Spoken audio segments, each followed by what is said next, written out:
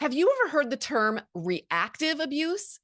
Today, I'm going to bring to you a smorgasbord of questions from listeners about reactive abuse, how to identify covert abuse, how to know when you're in an abusive relationship as soon as possible so you don't waste your time, and so on. I'm going to share a question from a listener, and she basically asked me to touch on this topic of what is reactive abuse.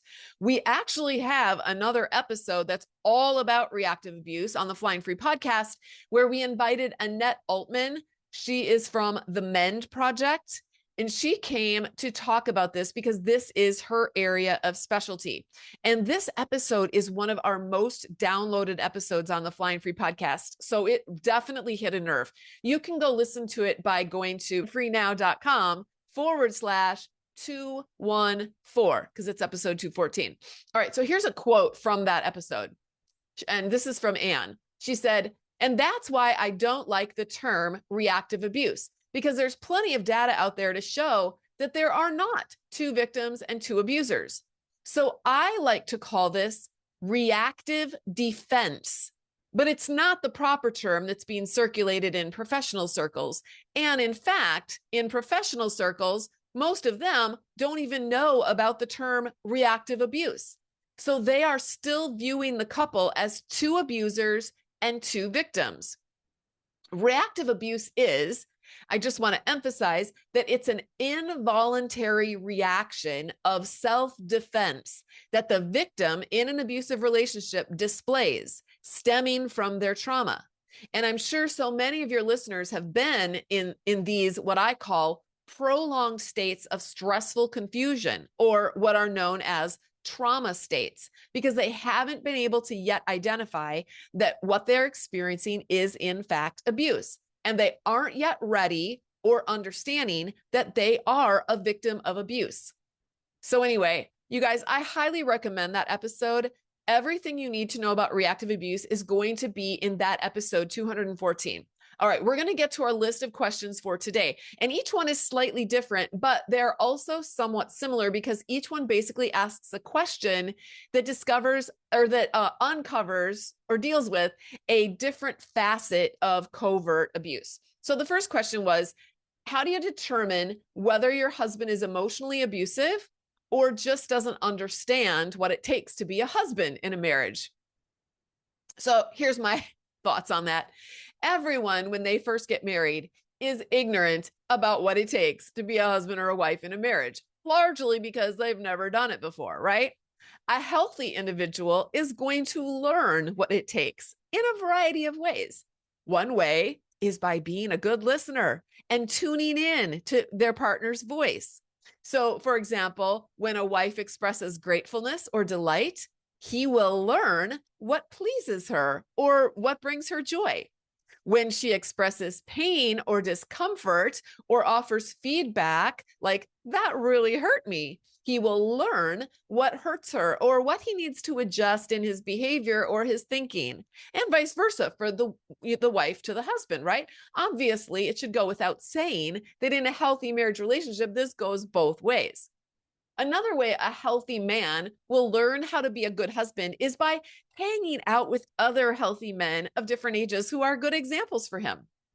Another way might be reading good books on the subject. If he is struggling with maybe some past trauma from his childhood, a healthy man will go to therapy to unravel that trauma so that it doesn't interfere and end up harming his intimate relationships with his wife and his children. Now, I'm guessing the person who is asking this question is not just 3 months into her marriage with a man who's green behind the ears and learning what it means to love, respect, and hold space for another human being. Good men make good husbands and fathers, and employers, and employees, and neighbors, and friends, period. Good men are kind. They are respectful. Good men care about the thoughts, opinions, and feelings of the people around them. Good men don't have to control everyone like they're playing chess in order to feel joy in life. So if your man is unkind, dishonoring, disrespectful, manipulative, blaming, shaming, unable to take personal responsibility for his behavior, or he uses you, mistreats you, ignores you, scoffs at you, gives you the silent treatment, and so on, then he is not an emotionally healthy man. And he will not be able to show up in his intimate relationship with you in a way that deepens that relationship and offers safety and joy. Now, he might be able to pretend to be a good man sometimes, but pretending is very different from actually just being a good man, right? If you are asking, is my husband emotionally abusive or is he just ignorant? Here's another way you'll know. Simply call him out on his behavior. And if he denies it, justifies it, minimizes it, or blames you for it, then he is an emotional abuser. If he's just ignorant, he will say, "Thank you for that feedback," and he will be a better man next time. All right, the second question that came in asked this: when does abuse become abuse? I know that abusive behavior needs to be repetitive, or it needs to happen more times for it to be called abusive behavior. We would call that a pattern. But where is that line where it just crosses over to being abuse? All right, my take on that is that abuse is abuse, even if it only happens once. So the very first time that someone gaslights you with the purposeful intent to serve their own agenda or control you or make you show up in a certain way, they have abused you. The very first time that they withhold information from you with the intent to manipulate you or mislead you, they have abused you. The very first time that they tell you that you're stupid with the intent to shut you down, they have abused you. The very first time that they give you the silent treatment in order to force you to do whatever it is that they want you to do, they have abused you. Now, you may not recognize the abuse for several days, weeks, months, or even years. Maybe you grew up being treated like that. So you might think, well, this is normal. This is how people treat me. Maybe I deserve it. That's how often our nervous systems just get used to it because we grew up with that. You might even think that cruel feedback from your partner is a form of love because that's the water that you swam in your whole life. And the people in that water always said they loved you. So how do you know any different?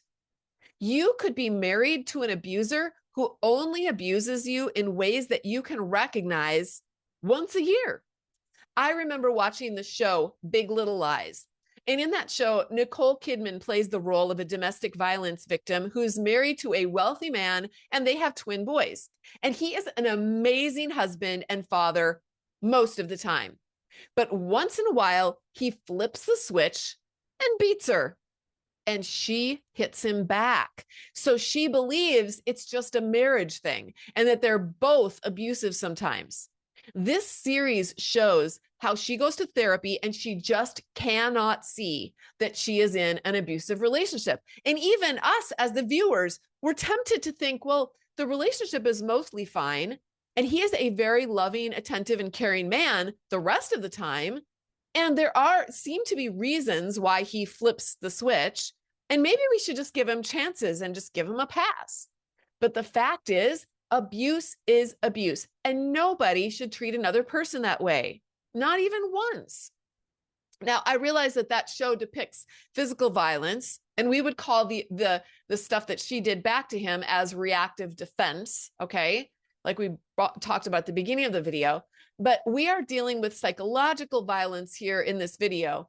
Nevertheless, it is violence against the personhood of another human being. I think it's really important for us to get that clear. In our churches and religious communities, they will often deny that emotional abuse or spiritual abuse is actually a destructive form of abuse. But the rest of the world understands, and the research bears out and shows that emotional abuse is actually just as destructive as physical abuse. And everyone who's being physically abused is also being emotionally abused.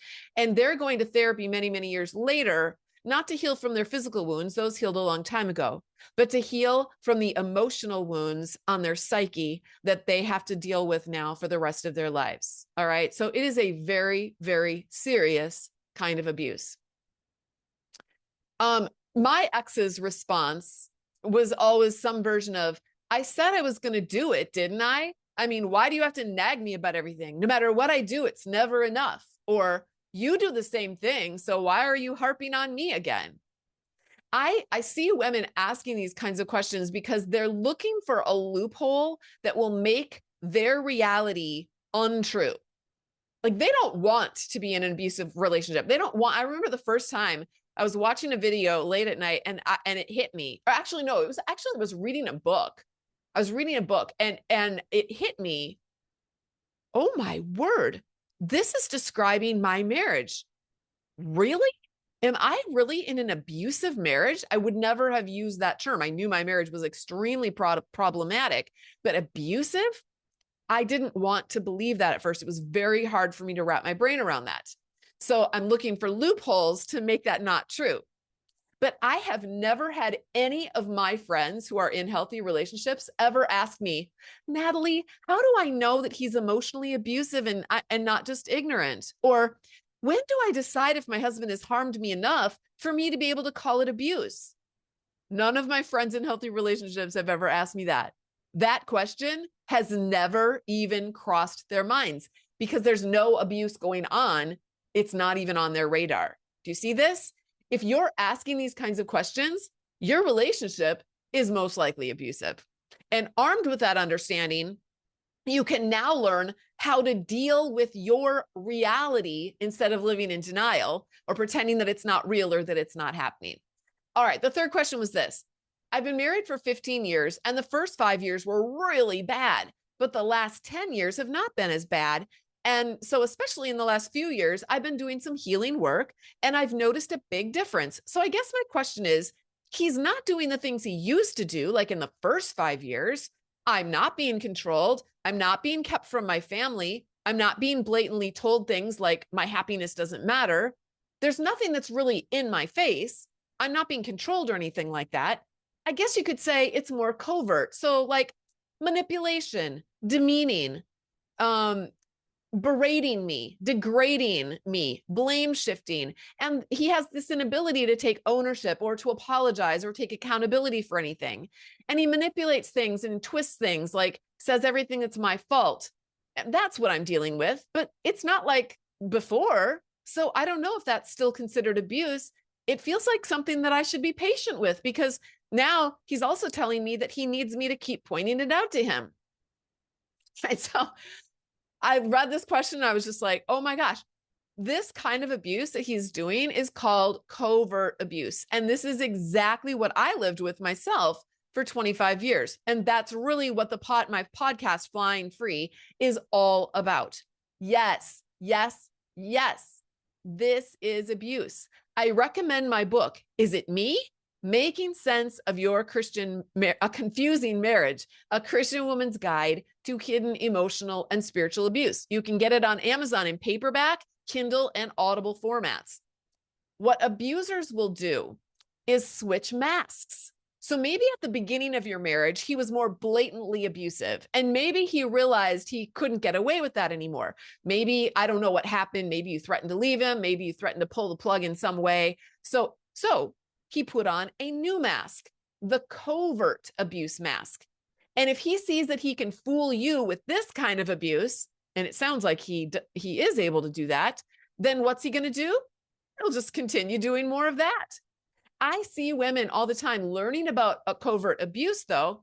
I'm going to take this a step further. They'll learn about covert abuse, and then they'll threaten to leave. And then their abuser will put on a repentant mask, and he'll be super nice and appear to have changed and repented and turned over a new leaf. And the Holy Spirit has changed him now. But all of this is just, he's just trying on different masks to see which one is going to work with you now. Which one is going to fool you in order to make you do what he wants you to do? And I'm sorry, but that is the quintessential essence of control. I know this listener asked, said, well, he doesn't control me anymore, but he's doing all of those things, manipulating, berating, degrading, all those things. Oh my word. Yes, he is. He is 100% controlling you. He is controlling that whole relationship with all of those behaviors because now that stuff works for him. Okay. And this is what I help women with. I help them unhook from that stuff so that they become what I call slippery. They're slippery. No longer can their abuser hang on to them and throttle them because they slip out. They're unhooked. They're like the fish that got away. All right. So when none of the masks work, that though is when they get really nasty. So they drop the mask efforts, and that's when you see the full monster face of the person that you married. And yeah, it's scary. We don't want to see that. That's why we're careful and we're scared to confront them or give them feedback. So they are controlling our responses by either using love bombing or being super nice or manipulating us or guilt tripping us or blame shifting or maybe subtle digs into our character to try to make us feel bad and so on. Plus, their masks are really effective at fooling everybody else. So even when you begin to see, oh yeah, he's just trying on a new mask, I mean, my heart goes out to you because everyone around you is still fooled by his mask game. All right. And then you know what happens? We end up looking like we are the crazy, unforgiving, willfully blind, bitter, angry Christian wife. And that's really hard to deal with as well. So if you're wondering if his better behavior is abusive, yes, it is 100% abusive. And I would not call this behavior better. I would actually call it worse because it's trickier. It hides behind something we call better. You mentioned twice that he's no longer controlling you, but if he is covertly abusing you, then he is totally controlling you. And he's using covert abuse to do it. You said that he manipulates you. Well, manipulation is just another word for controlling someone. I encourage you to make a list of all the things that you can't do or say around him for fear of repercussions, just to see exactly how he's controlling you. Are you free to give him feedback without getting blamed or shamed? Well, then he's controlling whether or not you give him feedback. Do you have just as much control and say over the finances as he does? I mean, maybe you do, but think of things where you don't have just as much control and say over. Do you get to make all of your decisions together? When you have a conflict, are you always able to come to a mutually agreeable understanding and bring closure to that leaves you both feeling seen and heard? If you're truly free, you should be able to act and do and say absolutely anything. And you know that you're safe and he loves you and supports you. You're in a safe marriage. You could be whoever you are. That's what it means to be who God created us to be. And that's what it means to be in a relationship that is safe and healthy. Think about like your best friend from high school or college where you felt so safe and you could be yourself and you never had to worry about anything. Was your best friend trying to control you with tactics? Probably not. That's why they're your best friend, right? You can be safe to be who you are. But if you can't be like that around him, then there's something wrong. Are you free to give him feedback and know that you're not going to get blamed and shamed for it? No. So read my book. I think it's going to help you see the ways that you are being abused. And again, you can get that on Amazon. It's called Is It Me by Natalie Hoffman. All right. The last question is this. For about the last 10 years, my husband has slept in the guest bedroom. It was his decision, not mine. And it's not like we had a fight and he decided to go in there. He just came home from a business trip one day, and my daughter had fallen asleep with me in my bed because we had always laid down with her until she fell asleep, and her mattress hurt my back. So she slept in our bed while he was out of town. And he decided to go into her room, and he's never come back to sleep in our bed. There's also been an issue of pornography that has affected me. It felt like betrayal, and I've just had a hard time getting over it. So I guess my question is this abuse? I'm very depressed and sad, and I'm feeling like I want to move on. And he actually talked about divorce last year. And now that I've come around to talking to him about it, suddenly he's ignoring me. Like he's acting like I never said anything. It's just really confusing. So anyway, if you could give me any advice, I would appreciate it. All right. So I'm just going to be able to go off of what she wrote here and not knowing anything else about the relationship. I would call this emotional abandonment. This is the emotional abandonment of no longer sleeping with this person. And by the way, I don't want anyone to confuse this with what victims will do sometimes when they set boundaries of protection for themselves when they're married to someone who is either sexually raping them or abusing them in other ways, and they have decided that they are no longer safe to offer themselves sexually to their abuser.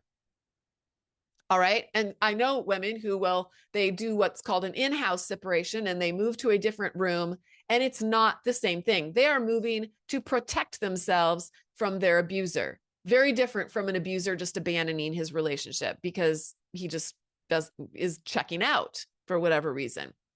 All right. So don't think, oh no, I did that. Did I emotionally abandon my husband? No, it's not the same thing. But in this case, the husband has emotionally abandoned his wife. And then he's turned to porn, which is emotional and sexual betrayal.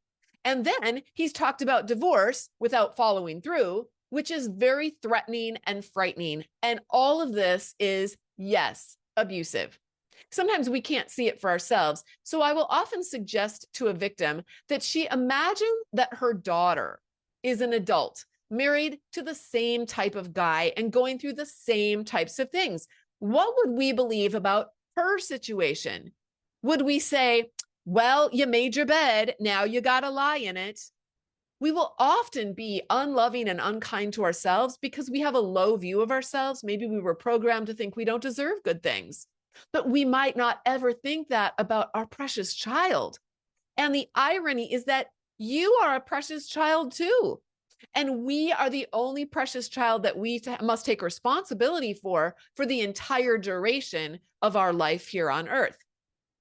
But let's just say for a minute that he's not abusive, because there might be people listening to this who would say, no, that's not abusive. That's just negligent. And that's not the same thing as abuse. Okay, let's go there and just say they're right. But even then, is this a Christian marriage? I mean, is this Christ-like? Does this bring glory to God? I'm using spiritual language here for the sake of those who think in these terms and defend Christian marriage. You're not really defending Christian marriage at all when you say that a marriage like the one described here is a Christian marriage and should be left intact. No, this is not a Christian marriage, nor is it an example of one. Now, you might be a Christian woman setting a Christ-like example within your marriage, but the marriage itself is not a Christian marriage. Does that make sense? So, and you get to decide. And guess what? You don't need anyone's permission to decide this, whether or not this is the kind of marriage that you want to be part of. And for anyone thinking, well, now, wait a minute, she needs to ask God's permission, I will just say she already has God's permission and even his mandate to take the one life that God has given specifically to her to steward and to make her own choices about how to steward it. There's parables that talk about this, you guys. And I talked about this many times on the podcast and in the Flying Free program. God promises to never leave us or forsake us. Do we believe that? Or do we say, well, but he might actually, though, if I leave my abusive husband, then God might leave me as well. Well, what kind of God do you worship? I wrote another book. It's a memoir called All the Scary Little Gods, that basically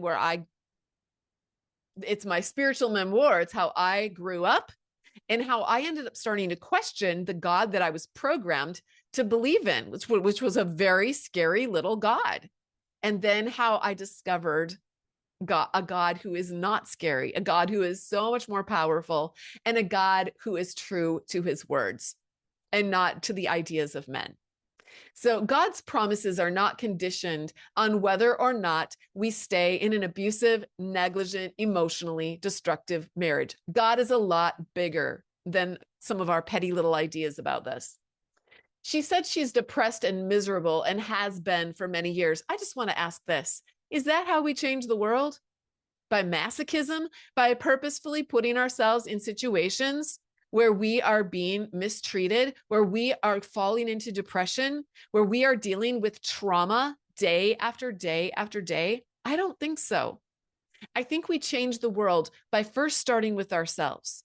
And if we are in an environment that is making us sick in our heart and in our head and in our body, then we are not going to be able to live our lives to their fullest potential. And we only get one. We only get one shot at this. And nor are we able to offer an example to our children or to others for how to do this. I just want to close by sharing a recent review of the Flying Free Kaleidoscope, which is my program for Christian women. I keep it at the rock bottom price of less than $1 a day for full access to an extensive 8-year library of classes, workshops, Q&A sessions, coaching. Plus you'll get a private forum. You'll get access. You can ask me a question every single day of the week if you want to, and tag me and I will come in and answer you. Those are the people that I work with. And there are hundreds and hundreds of women in that program. You could join us. All right, here's one review that recently came in. Last night, while I couldn't sleep, I was thinking about the last 15 years of my life in this crappy marriage with a strong desire to leave, but never feeling like that was an option, but always fantasizing of how to leave. After reflecting on the last 15 years, I realized that I made a couple of attempts to get out in those 15 years, which I ended up right back where I was. Fast forward to today, and I have never felt more empowered and confident and assured of my decision. I have moments of second guessing, but my brain pulls up lots of evidence. And that is because I found you and your program. I have spent the last year working this program and consuming all of the information and every yummy morsel you have put out there for us. I cannot thank you enough for creating this space and giving us access to so much information and tools and walking alongside us in the mud of it all. When I first started, I remember you saying, and I've heard you say it many times since, if you do the work in the program, I promise you, you won't be the same in a year. Admittedly, I kind of doubted those words because I was living without hope. But today, I can say that you are 100% right. I hope you'll go over to joinflyingfree.com to get more information about it and complete an application. And again, join hundreds of Christian women just like you who are learning to manage their own thoughts, emotions, and behaviors so they can steward their one precious life well, regardless of who they're married to and what he is doing. Until next time, fly free.